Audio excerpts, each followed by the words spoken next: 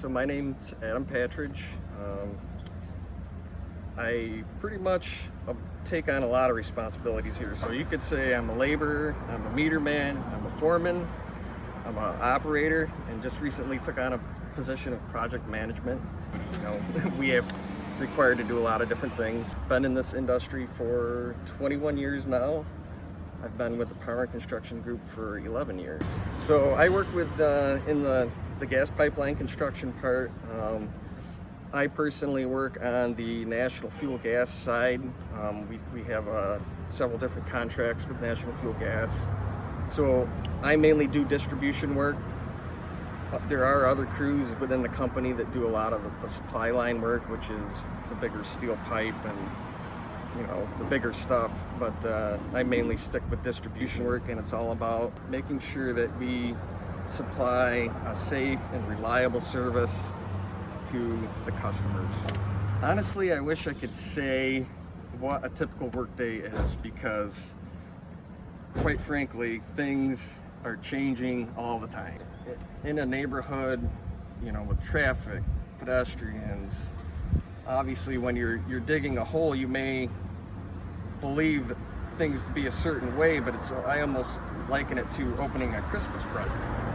You can shake the box and maybe get an idea of what's in there, but until you start digging, you have no idea what you're gonna expect to find in there. You really need to pay attention to your environment, what's going on around you, communicate with everyone around you, because you really need to be focused, on whatever task, because things change so much.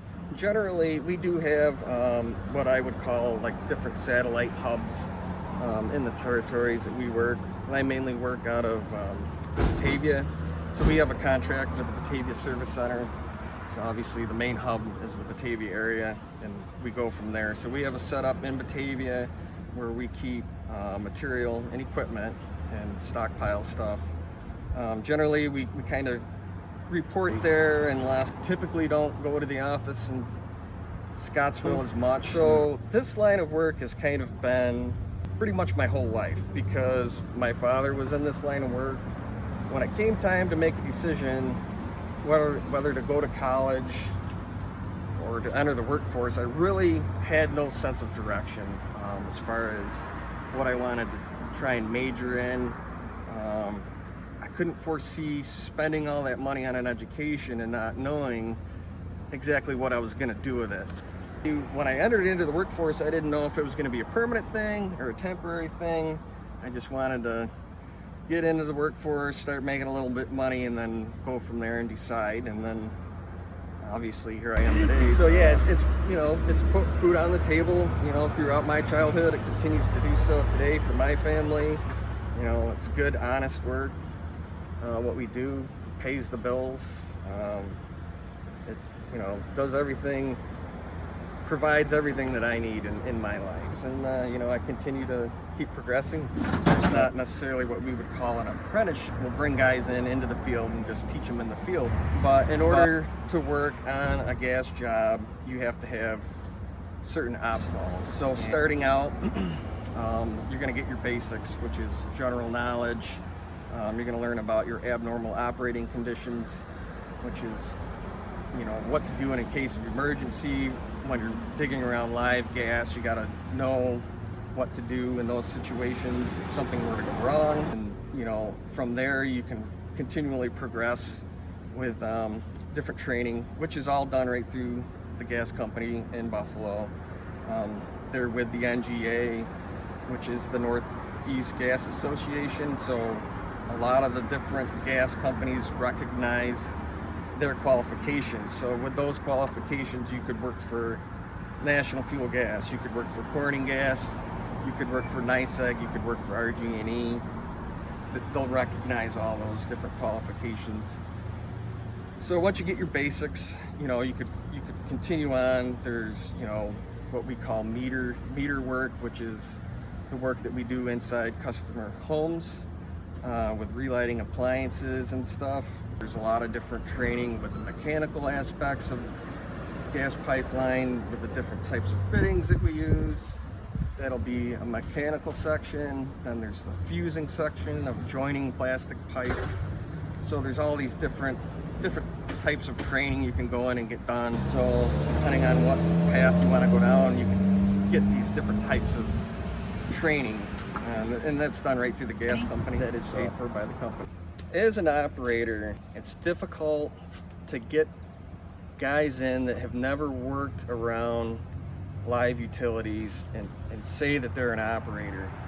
What we like to do is get guys in laboring, and when you're working with an operator, it takes a lot of communication. You need to be that operator's eyes. So as a laborer, you're standing there and you're watching him work, and you need to be watching every single move that he makes. And what that allows, you know, obviously the operator can't see behind his bucket. You need to be his eyes and with that communication, but it also allows the laborer to gain a little bit of a different perspective on what needs to be done with that machine. You know, through time, you're gonna have an understanding of what exactly needs to be done, how the hole needs to be dug, how to dig around live utilities. It takes a lot of finesse on that machine. There's really no wiggle room to make mistakes. It does take years of experience in this field and in this line of work to really understand what needs to be done. But there's always opportunities for young guys to get on a piece of equipment, to learn the functions of the piece of equipment. But you're not going to be able to come in and dig around live utilities right out of the gate, because there's just so much to learn and there's so much at stake. Our company motto is done right the first time without incident. One little hiccup on a lever could just be catastrophic. So it takes a lot of attention to detail, a lot of communication. You got to really be able to communicate like every single move that you make, you know, between the laborer and the operator. And that's a relationship that needs to be developed through time. Well, coming out of high school, once I learned the work, I really enjoyed doing what I was doing. You know, I didn't need to be in the equipment. Obviously, it could be physically demanding at times, but, you know, it feels good to work hard. I, you know, developed a relationship with the operator. He did what I told him to do that made my job easier. So we learned how to work smarter, not harder. It got to the point where I would tell my operator what to do, and he would do it. So then that was the time that it came for me to start running the equipment.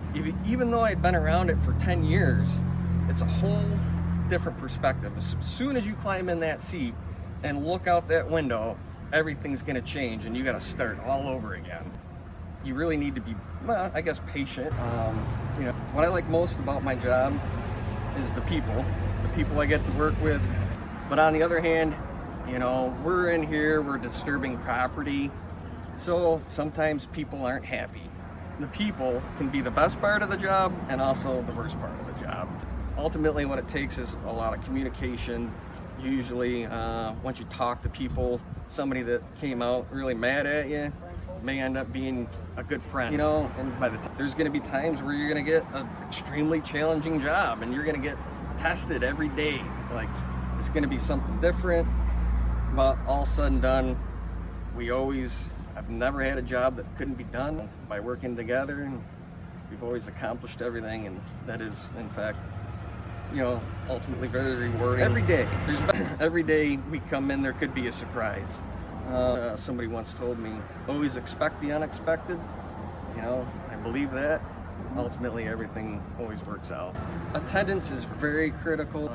Punctuality and attendance is a big one. You gotta be determined and motivated. Motivation's big.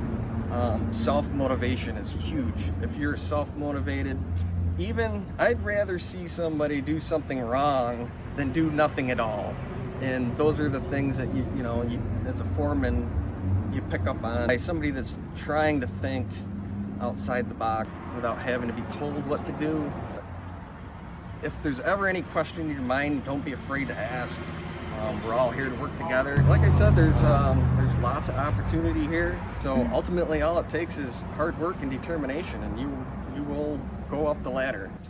It's through that just progression of work, and you know, it will come.